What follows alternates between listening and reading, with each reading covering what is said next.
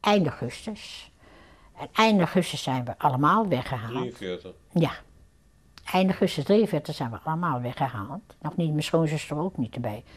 Wij zijn weggehaald. Ging dat? Moest u zich melden of werd u gehaald? We werden gehaald. Ja, nee, we werden gehaald. We werden toen boven, we moesten mee. En mijn schoonzuster hoefde niet mee, maar wij moesten wel mee. En toen zijn we naar Westerbork gekomen.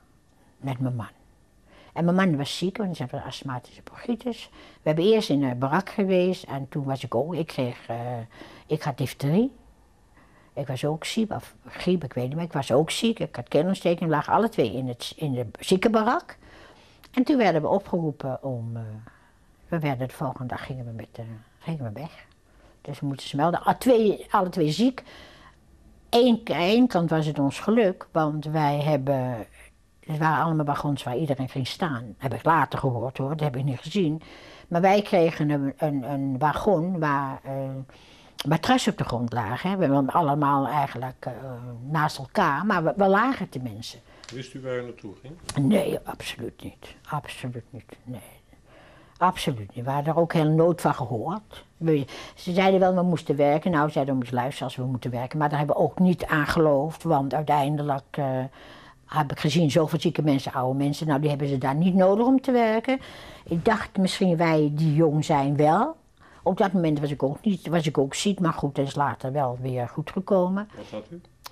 Ik had keelontsteking, angina, ik weet het niet meer precies, maar dat was na de reis dan eigenlijk goed. En mijn man, ja, astmatische bronchitis, dus we zijn toen Was u bang toen u die trein in moest? Was het u? Was u bang in de trein? Nou, eigenlijk bang, je ben je wel, maar eigenlijk waar ga je naartoe? Hè? Maar je begon eigenlijk wel de hoop op te geven toen ze begonnen met alles wat je had af te geven. Hè? Je sieraden. Waar was dat? In de trein. In de trein.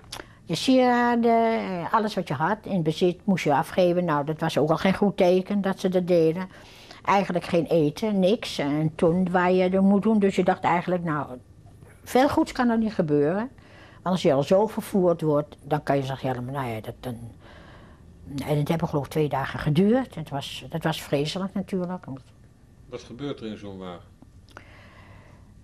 Ja, wat gebeurt er in de wagen? Je bent radeloos en je praat en bang en het gaat stinken en ja, eigenlijk een beetje de hoop opgeven, want ik begreep het ook al wel direct dat het niet van goed van zou uitkomen. Maar toch gedacht hebben misschien, ja, ik ben jong en ik kan werken, dus ze zullen mij toch wel laten werken. Waren er ook ruzies?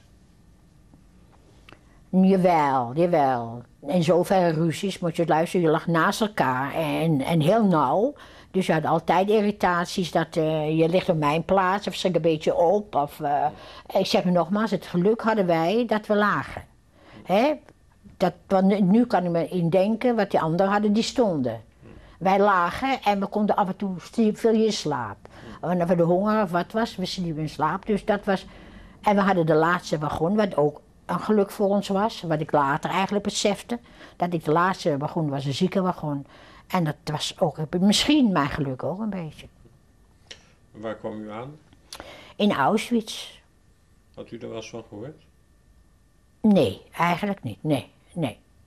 Van Auschwitz hadden we nog nooit gehoord, nee. Je wist wel dat je ergens naartoe ging, maar nee. Om direct te zeggen van Auschwitz, nee, dat dacht ik niet. Want later hoorde je dat er Sobi was. Er waren zoveel kampen waar jij naartoe eigenlijk toen. Ik kwam in Auschwitz aan. U stapte uit de trein en wat gebeurt er dan? Nou, dat was al direct dat ik wist dat het verloren zaak was voor iedereen. Doordat ik in de laatste trein zat, tenminste de laatste wagon was, had ik een nichtje van mij, ze was misschien 17, 18 jaar, wat ik altijd eigenlijk niet wroeging heb gehad, maar toch eigenlijk heel erg vond. Dat was een nichtje van mij, die was bij ons. En of ze ook in de ziekenbad lag, dat kan wel, anders zou ze niet bij ons hebben gelegen. Dus we moesten natuurlijk, werd ons niet vriendelijk gevraagd uitstappen. Nou, verschrikkelijk. Uitstappen en uitstappen en eruit. Dus we stonden, man en vrouw, apart. En wat was er nou? Er was een hele oude vrouw naast mij, en ik weet niet hoe oud ze was. En die had een tasje bij zich, een arm, en die knalde de armen. En toen alles neergooien, alles gepakt neergooien, niks bij je houden. Dat vrouwtje, of ze het hoorde of dat ze het niet hoorde. Dat heb ik nog altijd bij me, dus heel gek is dat, hè. En het vrouwtje hield het tasje vast, want zij wilde het niet afgeven. En dat was volgens mij die dikke, gemene kerel. Zijn naam, dat zal me direct wel wat was de beruchte. Die nam een stok op wat hij had en die sloeg die vrouw op haar hersens. Nou, het was meteen het bloed aan alle kanten. En toen wist ik dat ik daar nooit iets goeds kan verwachten als je zoiets hebt. Toen was die vrouw misschien wel meteen dood, misschien wel goed ook. En nou, toen wisten we al precies wat er zou gebeuren, want we waren doodsbang. Vrouwen rechts, mannen links. Maar mijn nichtje, ze moesten hebben, zeiden ze, getrouwde vrouwen. Mijn nichtje was niet getrouwd. Mijn nichtje stond bij mij en die hield ik vast. Maar daar stonden de getrouwde mannen, waar ook mijn man bij was. En toen zei ik tegen de Jannie, misschien sta je wel niet goed, misschien ga ik wel ergens anders naartoe waar jij niet mee moet. Ik zou daarna gewoon bij de ongetrouwden gaan, of bij de anderen gaan staan, want misschien zeggen ze wel, God weet wat er gebeurt, maar je bent niet getrouwd, daarin idioot gewoon. Nou, dat kind ging dan de andere kant op, ik heb haar nooit in mijn leven gezien, terwijl ze bij mij had gebleven, ook terug had gekomen. Nou, niet als ziekte dat ze dood te gaan, maar niet gewoon vermoord hoor.